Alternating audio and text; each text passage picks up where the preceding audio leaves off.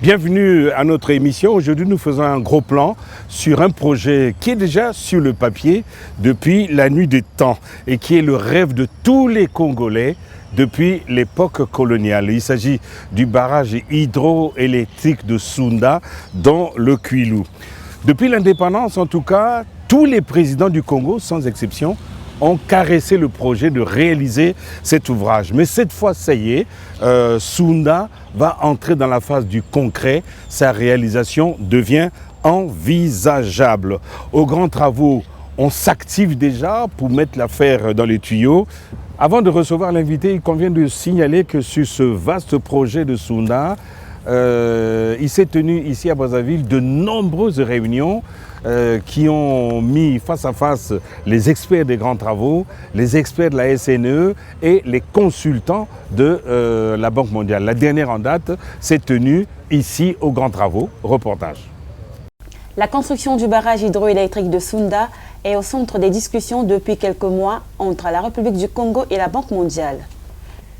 La restitution à mi-étape de l'étude de faisabilité pour la construction de ce barrage, confiée à la Société financière internationale, en sigle SFI, une filiale de la Banque mondiale, a constitué la toile de fond de la réunion entre les consultants commis à l'étude et les membres du comité de suivi de ce projet, composé des experts des ministères en charge de l'aménagement du territoire et des grands travaux, de l'économie forestière et du développement durable, des finances, du budget et du portefeuille public, de l'énergie et de l'hydraulique, incluant la SNE.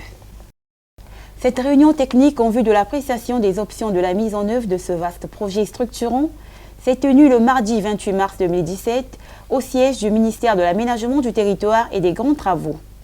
Elle aura été d'un contenu instructif et important pour la suite à donner au projet.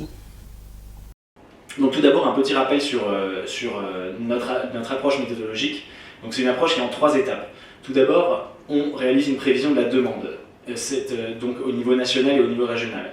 Donc on a une première étape qui est vraiment concentrée sur l'aspect énergétique du projet. C'est-à-dire, est-ce que les ventes, la production de Sounda peut servir une demande qui est suffisamment importante. C'est-à-dire ça sert à rien de faire un projet gigantesque si la demande ne suit pas, ou de la même manière, si la demande est très importante, on va préférer un projet plus important. Deuxième étape, c'est vraiment mettre un prix en fait sur ces valeurs-là. Donc d'une part, combien coûte le projet, mettre en regard en fait les coûts et les bénéfices que va apporter le projet. Donc combien coûte le projet, quel est le coût d'investissement et combien ça coûte de l'opérer tous les ans, et quelle est la valeur en fait des ventes qui vont être réalisées. Donc chaque kilowattheure qui sera vendu au niveau national ou qui sera vendu à l'exportation, est-ce qu'il peut rapporter suffisamment en fait pour couvrir ses coûts. Donc avec ces deux aspects-là, on a une conclusion sur la viabilité économique en fait du projet de Sounda. Et ensuite, la viabilité financière, c'est-à-dire est-ce que les investisseurs qui ont mis des capitaux peuvent récupérer un investissement, un rendement qui justifie d'investir des fonds dans Sounda. Et enfin, troisième étape, une fois qu'on a produit ces chiffres et qu'on a ces conclusions-là, est-ce qu'il y a des interventions qui peuvent être réalisées par le gouvernement de la République du Congo pour améliorer ou pour apporter des modifications à cette structure et à ces conclusions financières pour attirer des investisseurs. Et donc, réellement, les pistes qu'on propose sur les interventions pour améliorer la bancabilité nous permettront en fait de passer à la phase suivante du projet, c'est-à-dire qu'une fois qu'on a ces interventions possibles pour augmenter la bancabilité ou pour rendre le projet bancable, c'est avec ces instruments-là qu'on peut aller voir des développeurs et leur proposer un projet sur lesquels ils seront d'accord pour aller de l'avant. La restitution à mi-parcours de l'étude de faisabilité réalisée par la SFI a notamment porté sur l'étude environnementale et sociale, la faisabilité financière et l'étude technique. Les options d'exploitation, de commercialisation et de transport d'énergie, ainsi que les coûts associés ont également fait l'objet des discussions entre experts. Pour la petite histoire, le projet de construction du barrage hydroélectrique de Sounda, dont l'accomplissement est imminent, a suscité l'attention des différents gouvernements successifs depuis 1960. Cette réunion a été précédée par une floraison de visites de terrain qui a conduit les experts congolais et ceux de la SFI sur le terrain depuis la signature du contrat. Ça, c'est notre première mission préparatoire aux missions techniques qui vont commencer à partir du 29. Bon, évidemment, l'idée, c'est la familiarisation avec le site pour les experts aussi bien de la Banque, de la Banque mondiale que pour le cabinet. Donc, a priori, on découvre le site. Le site, c'est un site reconnu qui a un potentiel hydroélectrique important et qui contribuera à coup sûr à combler le déficit énergétique national, sous-régional, pourquoi pas. Donc pour cette première phase, nous considérons que le site, c'est un bon site. C'est plutôt les études techniques que nous allons amorcer à partir du 29, qui seront suivies des études approfondies, au bout desquelles, à travers des restitutions avec le gouvernement congolais, nous proposerons la solution optimale et que le gouvernement du Congo, à travers les grands travaux, validera. On est satisfait par l'organisation congolaise, l'organisation des grands travaux, en créant un comité spécifique qui suit le projet. Et le comité nous accompagne jusque-là. Situé dans le département du Kwilu, à 120 km de Pointe-Noire, le barrage hydroélectrique de Sounda participera assurément au développement socio-économique du Congo et de la sous-région.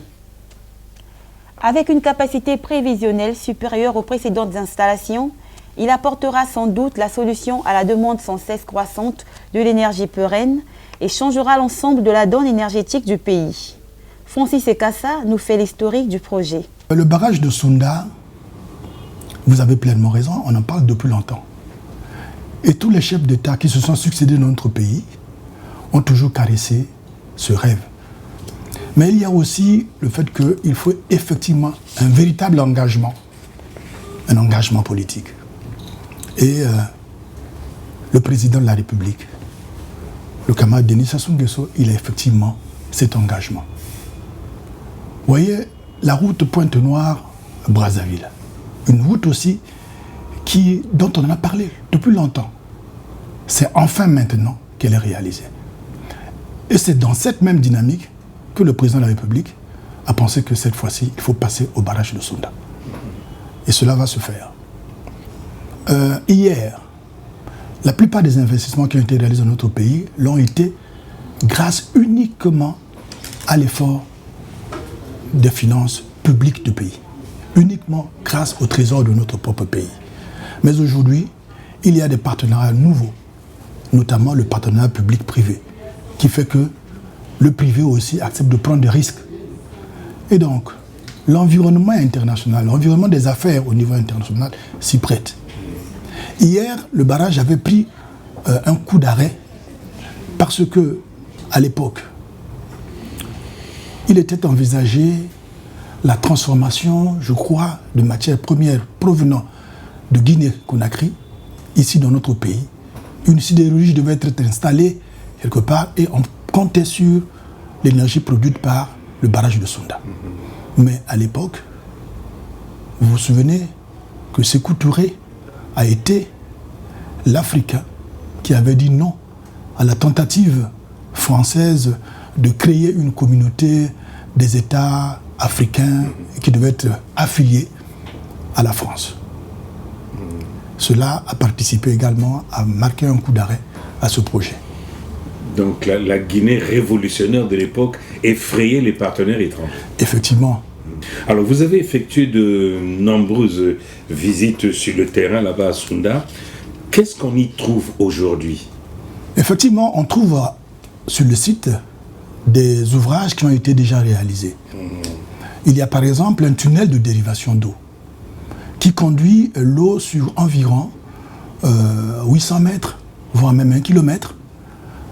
Cette dérivation-là a été prévue pour que, en conduisant les eaux par là, on pouvait réaliser à sec l'ouvrage du génie civil. Et il y a aussi, non loin de là, on voit un pont qui permettait de relier les deux rives du Kwilu. Ces ouvrages sont encore présents aujourd'hui. Donc ça veut dire qu'effectivement, les travaux avaient démarré. Les travaux avaient démarré, mais avaient dû être abandonnés. Ils avaient été abandonnés. Voilà. Alors, maintenant, vous parlez d'ouvrages visibles sur le terrain.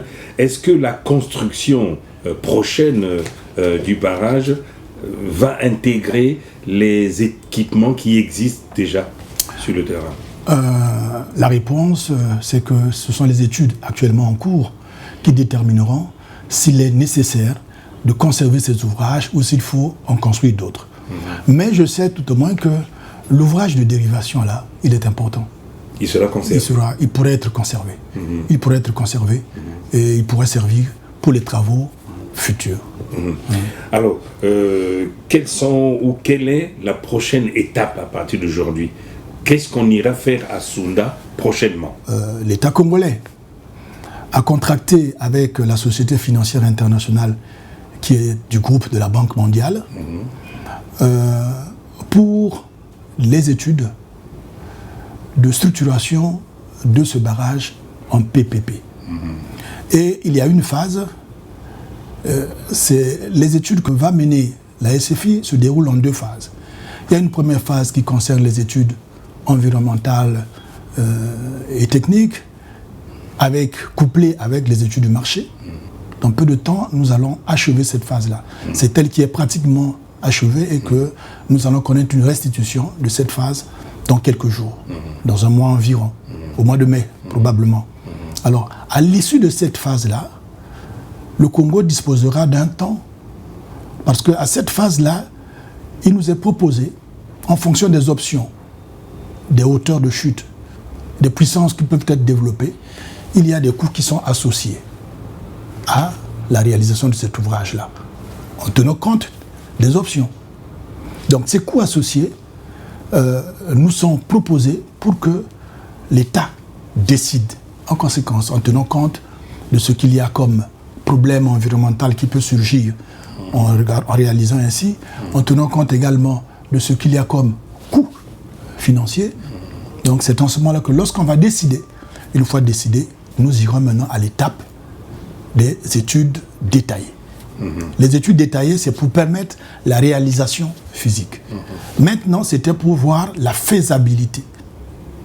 C'est pour savoir si réaliser un tel ouvrage est effectivement économique ou si l'investisseur pourra avoir un retour sur son investissement, voilà, et s'il peut avoir aussi un gain.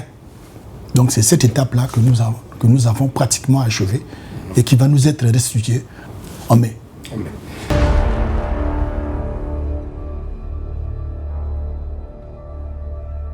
Je reçois un des participants à cette réunion, M. Marcus Scheuer-Mayer.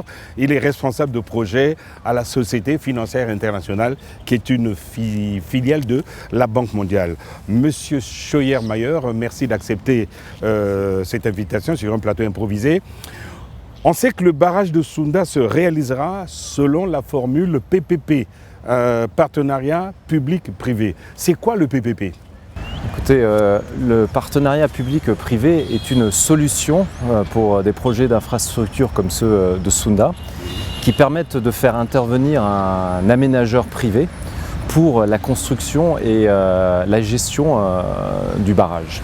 L'idée en fait est d'avoir une partie privée qui prend en charge les risques du projet et qui en fait apporte une solution à l'État congolais qui soit plus efficace et moins cher que ce qui se ferait peut-être au niveau de la partie publique. C'est un type de partenariat qui existe dans d'autres pays africains et qui est très approprié pour ce qui est les projets d'infrastructure. Alors dans le cadre de Sounda, quelles sont les sociétés ou les entreprises, je ne sais pas comment il faut les appeler, quels sont ceux qui ont décidé de participer à cette belle aventure ? À ce stade-là, nous sommes encore dans la phase de faisabilité. Nous avons signé en tant qu'AFC un accord avec le gouvernement du Congo pour voir l'ensemble des contraintes techniques, environnementales, sociales de marché qui nous permettront en fait d'approcher des aménageurs dans une phase ultérieure et de voir qui serait intéressé par un projet tel que Sunda. Mais nous savons que d'autres parties ont déjà exprimé un intérêt dans le passé. Et je pense que le projet actuel sur lequel nous travaillons permettra de définir les paramètres de ce qui est faisable dans le cadre de Sunda. Voilà. Bon, je ne sais pas si vous avez déjà répondu à la question. À ce jour, qu'est-ce qui a été fait et qu'est-ce qu'il reste à faire? Nous avons en fait mené toute une série d'études depuis l'année dernière avec le concours du ministère de l'aménagement du territoire et des grands travaux.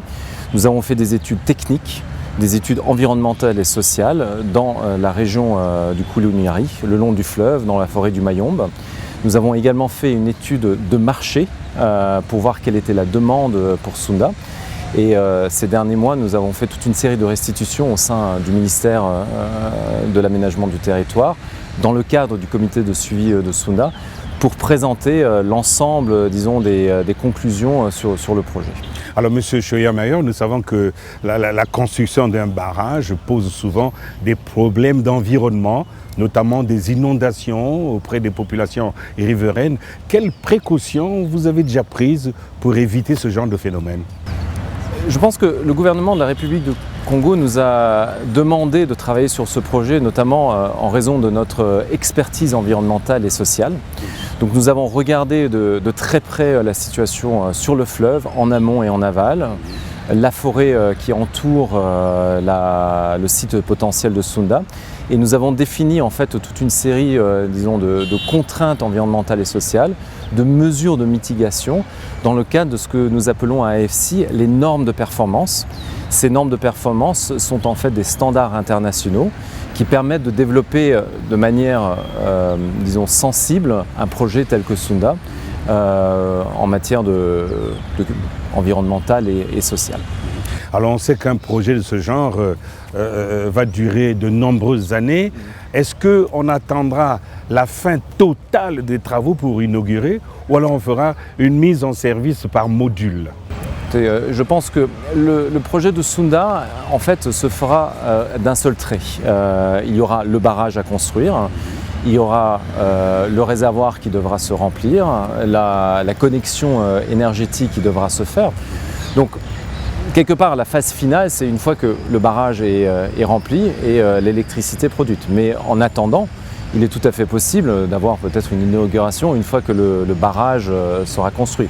Alors dans l'optique actuelle, nous visons disons, à peu près 3-4 ans de construction, puisque cela prend quand même du temps, pour arriver disons, à l'ouvrage final qui sera le barrage. Alors, quelle sera la destination du courant de Sunda? Est-ce que c'est une consommation locale ou on va l'exporter? Je pense que dans le cadre de Sunda, c'est surtout la demande nationale. Il y avait à un moment donné la possibilité de vendre, disons, l'électricité à des entreprises privées, minières et autres. Mais nous voyons bien à travers les études de marché que nous avons menées que c'est vraiment la demande nationale qui portera le projet de Sunda. Cela n'empêchera pas en fait une exportation éventuelle du courant produit, mais ça sera surtout national. On s'attend à créer combien d'emplois sur ce chantier? Écoutez, nous avons en fait deux cas de figure. Un, la construction même. Il y aura plusieurs milliers d'ouvriers qui seront nécessaires pour construire le barrage. Il y aura un village d'ouvriers qui sera établi à côté du site de Sunda. Sur le long terme, en fait, vous aurez le maintien du barrage, mais surtout ce qui est sans doute plus important, c'est la création d'emplois qui se fera à travers la génération d'électricité produite à partir de Sunda. Sunda permettra à l'économie congolaise d'avoir l'énergie dont elle a besoin, bien sûr si ce barrage se fait. Alors qui se chargera de l'entretien de l'ouvrage? Alors, dans le cadre d'un partenariat public-privé, vous avez plusieurs options. Je pense que dans le cadre de Sunda, vous regardez une option qui permette de construire et ensuite de gérer le barrage par une partie privée. Il faudra affiner les modalités dans le cadre des travaux que nous sommes en train de faire avec le ministère de l'aménagement du territoire et du comité de suivi. Mais l'idée est que la partie privée prenne en charge une bonne partie des risques associés au projet, donc la construction et la gestion. Sachant que pour l'instant, nous ne sommes que au niveau des études de faisabilité. Nous n'avons pas encore avancé vers la réalisation du projet. C'est ça. Bon, je vous l'ai dit au début, je vais vous poser une question de fond. Ce projet, on en parle depuis l'époque coloniale. Les Congolais l'attendent impatiemment. Beaucoup en ont parlé sans trop y croire. Est-ce que vous y croyez, vous, maintenant? Je pense que la réponse est simple. Si le Congo, la République du Congo, le gouvernement du Congo y croit, ce projet peut se faire. Mais il faut quand même savoir que ce n'est pas un petit projet. Il demandera des investissements considérables, à la fois en matière de construction et ensuite en matière, disons, de subventions publiques. Mais si le Congo veut ce projet, il pourra se faire. Les travaux pourraient démarrer à partir de quand à peu près? Allez, on fait une estimation. Écoutez, nous avons la phase 1A qui se termine. Si la phase 1B commence assez rapidement, nous aurons encore sans doute 12 mois de recherche sur le terrain pour affiner ce qui a été déjà établi. Et ensuite la recherche d'un aménageur. Mais il se peut que la recherche d'un aménageur se fasse en même temps que l'affinement en fait, des études qui ont déjà été amorcées. Je pense que un horizon raisonnable est entre 2 ans à 3 ans. 2 ans. Démarrer les travaux. Hein, pour démarrer les travaux, 2 à 3 ans. D'accord. Est-ce que maintenant on peut espérer On peut espérer maintenant ce barrage qu'on a longtemps attendu. On peut maintenant penser que bon, ça y est. Si le Congo le veut, ce barrage se fera. Voilà. Monsieur Scheuermayer, dites-moi un peu, de par votre expérience, nous sommes là en face d'un grand projet PPP. De par votre expérience, quels sont, comment dirais-je, les projets de ce genre qui ont déjà été réalisés ailleurs? Alors, les projets de barrage en PPP existent ailleurs. Le modèle qui est suivi en général est de retenir un aménageur à travers un processus d'appel d'offres concurrentiel. Alors, il se peut aussi que ce soit un consortium d'aménageurs. Et l'aménageur signera un contrat avec l'État sur une durée assez longue, sans doute 20 à 30 ans, pour, dans le cas de Sunda par exemple, pour construire le barrage et puis ensuite pour gérer le barrage. Et vendra en fait l'électricité de Sunda à l'État congolais, sans doute à travers la Société nationale d'électricité. Oui. Mais l'idée est que la gestion du barrage, la gestion des risques associés au barrage, soit confiée à l'aménageur privé. Donc le barrage lui-même restera propriété de l'État congolais, mais tout ce qui a trait à la gestion et au maintien sera fait par un aménageur privé. La contrepartie étant le contrat qui devra être signé entre l'aménageur et l'État, peut-être à travers la SNE, pour acheter l'électricité qui vient de Sunda. Puisque l'idée quand même, dans le cadre d'un PPP, c'est qu'il y ait un retour sur investissement pour l'aménageur. Que ce soit un projet qui bénéficie non seulement sur l'aménageur, mais aussi l'État congolais et le pays de manière générale. Voilà. Monsieur Scheuermayer, merci de nous avoir accordé cet entretien improvisé. Je sais que vous êtes responsable de projet à la Société financière internationale, filiale de la Banque mondiale. À ce stade, on ne peut que vous souhaiter bon vent. Merci et je vous remercie de m'avoir accueilli sur ce plateau improvisé. Merci beaucoup. Merci.